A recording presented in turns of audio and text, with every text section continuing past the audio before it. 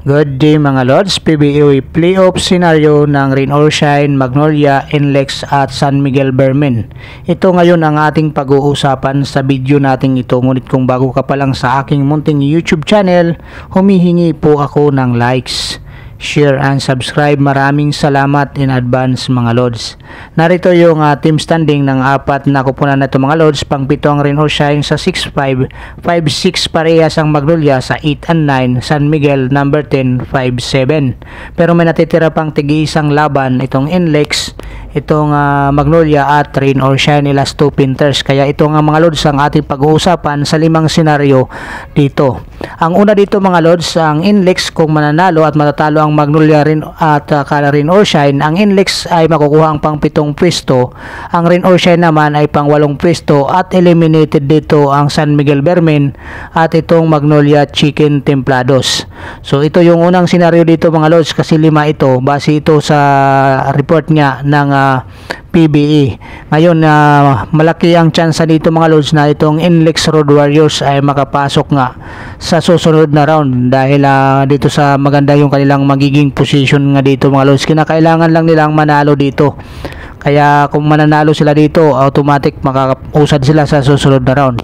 Ito yung pangalawang senaryo naman mga Lods. Kung ang NLEX Rain or Shine ay matatalo at mananalo naman ang Magnolia, ang Rain or Shine ay makukuha yung pang 7 spot, Magnolia sa pang 8, eliminated naman ang San Miguel at saka NLEX. So dito nga mga Lods, medyo komplikado nga talaga at kailangan itong laban, itong huling laban ng tatlong kupunan na to, dahil dito nakasalalay nga yung kanilang magiging pwesto sa playoffs. At ang San Miguel Bermen naman mga Lods ay wala na sa kamay nila dito. Mabuti pa nga itong Magnolia Chicken Templados ay may control pa sila sa kanilang magiging buhay dito sa susunod na rounds ng PBA.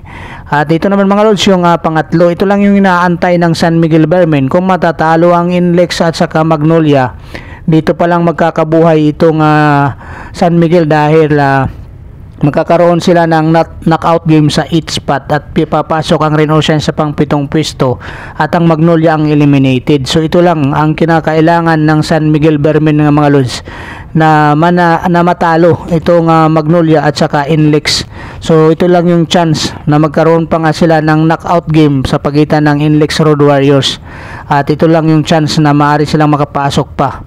At ang pang-apat naman na senaryo mga Lods, kung ang NLEX, Magnolia and Rain or Shine ay mananalo, ang Rain or Shine ay makakuha ang pang 7 pwesto, ang Magnolia at saka NLEX ay magkakaroon ng tinatawag na knockout game sa pang 8 pwesto.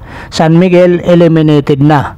So dito yung San Miguel talaga mga Lods, yung gabuhok lang kung tawagin natin yung senaryo nila dito na makapasok sa susunod na round. Yung pang 5 senaryo naman mga Lods, kung ang NLEX, Magnolia mananalo at saka yung Rain or Shine naman ay matatalo, ang NLEX makukuha nila yung pang 7 pwesto, yung Magnolia at saka Rain or Shine ay magkakaroon ng knockout game sa 8 spot, eliminated na yung San Miguel. Bye bye.